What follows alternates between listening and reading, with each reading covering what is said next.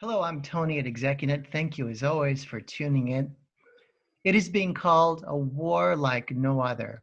As we battle the invisible enemy of the novel coronavirus, Americans, along with the rest of the world, are looking for leaders who will pilot us through the crisis.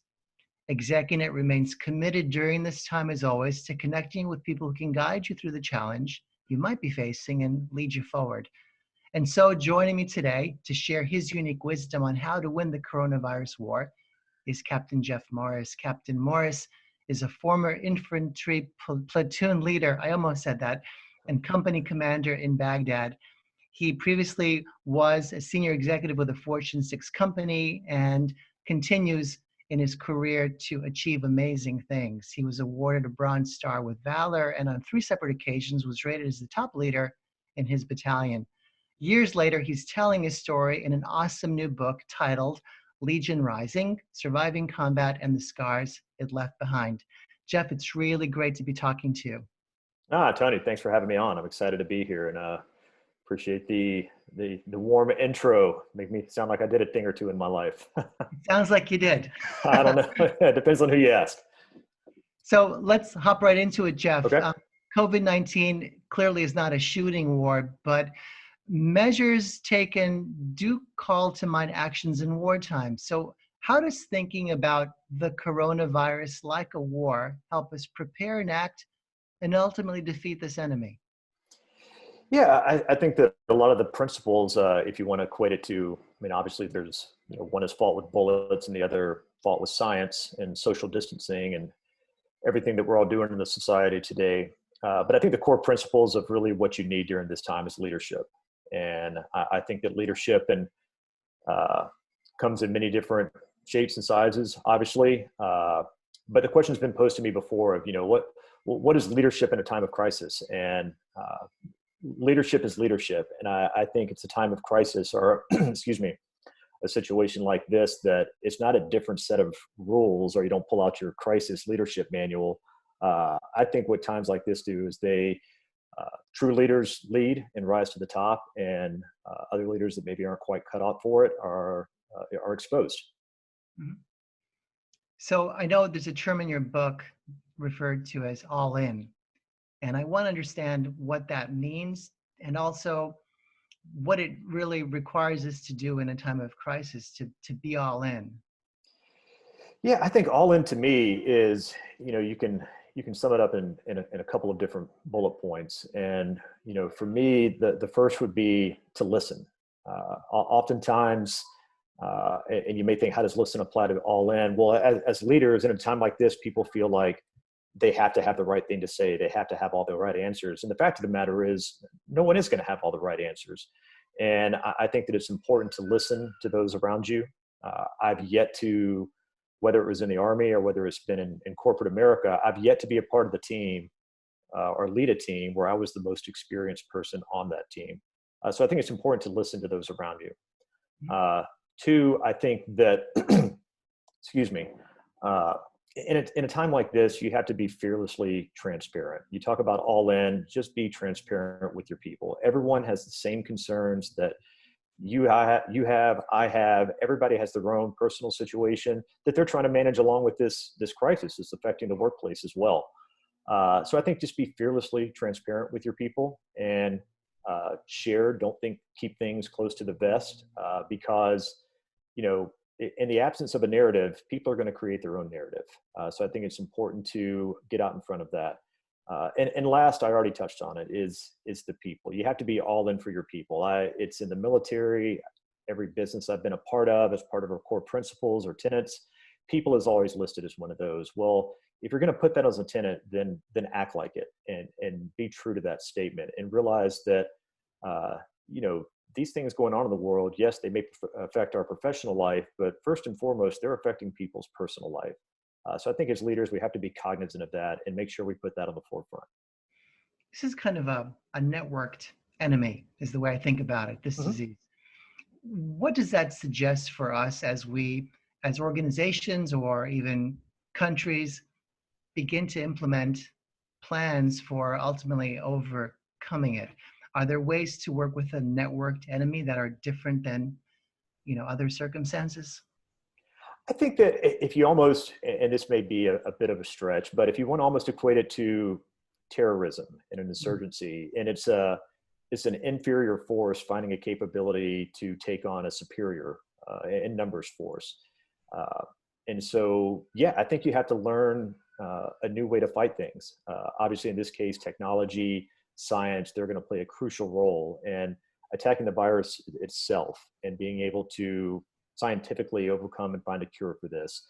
But at the same time, how we deal with it through the things that we're doing now. Everyone's working virtual. I think you're going to see a lot of companies who historically had been opposed. Everyone's got to be in the office 8 to 5. And I think this is going to open up and show people that the world is different. And it's a very cliche thing to say, but at the same time, it's something that can't be ignored.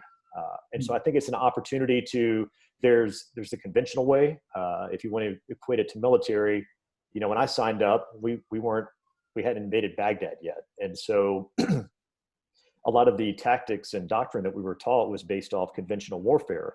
Well, then you get to Iraq and suddenly we're part of this insurgency. And so very quickly on our feet, we had to adopt and learn to fight in a different style, keeping the same core principles and fundamentals, but apply them in a different manner. And I think the same thing can be said for business here.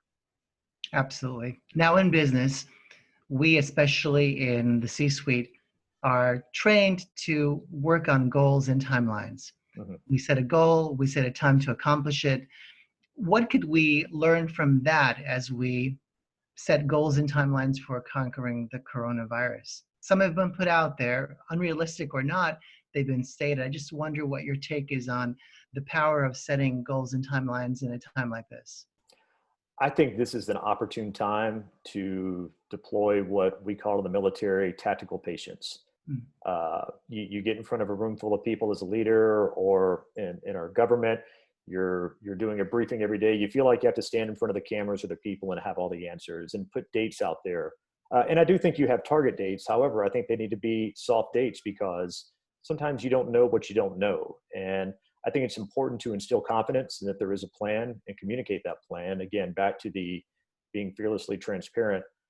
That said, don't be tied to a date or a particular benchmark when our dates and benchmarks are very different than they were 60, 90 days ago.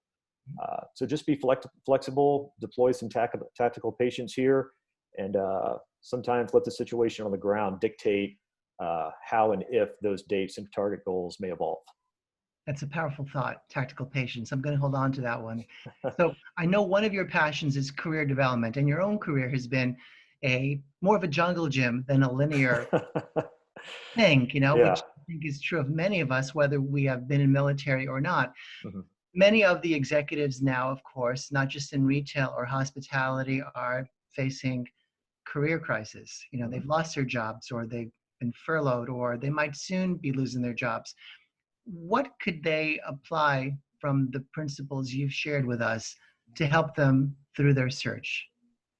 I think you can go back to a lot of the same things that I listed earlier. Listen, communicate, listen to what other people are doing. And so often we go into a discussion and many executives, they're very busy, and not just executives, leadership and people of all walks of life. I think one of the core things missing in any kind of communication is the listening aspect. And we're so often caught up in seeing things through our own looking glass, that we don't actually take the time to stop and think about where the other person's coming from. And by not doing that, you may have missed an opportunity to network, connect with someone who may have an opportunity available during these times if you are in fact one that is affected by a furlough or a layoff. Two, the fearlessly transparent. People don't want to admit failure. They feel like these are different times. It's not a failure if you get let go from a job. I've been let go from a job as part of a layoff. It happens to everyone. Yes, the first time I took it as a failure. The second time I realized that, hey, it's part of doing business. I go into this eyes wide open, whether it's from a P&L standpoint that's causing this, or it is a coronavirus causing this. It can happen to anyone. So just be transparent in your successes and your failures, own them, be accountable to them. Don't be afraid to share those with others. And I think you'll see the power in that. And it's refreshing when people encounter someone that's so transparent like that. And last, again, I come back to the people. Surround yourself with good people, network with good people. I always tell everyone that works for me, I highly encourage them to network outside of our job, go meet people outside of our industry, because I don't want anyone to ever be caught in a situation where something in the world happens and they have to say like, man, wow, I didn't see that coming. Right. So get out, meet people, see what all is out there in the world. It's a pretty interesting place. It's really great advice. Let's talk about the book a bit, Jeff. Why did you write it? I mean, you lived this amazing journey, which most of us can't imagine us ever doing. You came out of it, and what was your purpose, and who did you want to reach with this book? You know, it's uh, that's a tough but easy question. You know, people, it was more so other people's idea early on. Like, man, you went through all these experiences, you left a good corporate job to join the military after 9/11. It kind of sounded like a good all-American story. But for those that read the book, you'll see that I was a part of some very difficult deployments. My first deployment, I had 34 men under my command, and we had 27 Purple Hearts for injuries sustained in combat. My second deployment, I had 158 men under my command, and I lost 8 soldiers while we were in Iraq that were KIA, killed in action. Upon our return, we've had 6 that have committed suicide. And obviously, I had my own struggles with those things as well. So it sounded like a good idea for other people to say. And after kind of coming out what I call my 5-year funk back in the 2012 timeframe, I realized that sharing this experiences and talking about these things, we created a little memorial workout to honor the 8 men. And I started to see the impact that it had on other people's life. And the more speeches that I would give, and really it was more about my story, and hopefully others could learn and apply it to theirs, because at the end of the day, we're all veterans of life, and tragedy and trauma, they don't discriminate. PTSD is not exclusive to the military. And I started to see the power of me sharing was getting other people to open up and to accept the things that had happened in their life, and to move forward, and then turn around and want to pay that forward as well, and share their experiences with others. And so it took me a while, maybe 5-6 years of seeing that, and one of the mothers of one of the men that I lost, she had been on me for years. And a couple of years ago, she just looked at me after one of our events, and you got to know this lady. She's a trip, but she just looked at me, and I'll use the nice version. It was, Jeff, write the bleep book. So I did. And, you know, it's been really amazing and humbling to see the impact that it's having in other people's life, because I think people go into it and see that they're expecting to read this military memoir and about Jeff's experiences. But when they finish, they're saying like, wow, I didn't expect that this is something that I can apply to me, and something that can have an impact in my life. And I look forward to talking to you again in the future. Yeah, absolutely, Tony. I really appreciate the opportunity, and thanks for all the great work you guys are doing. You bet. Thank you, Jeff. All right. Thank you.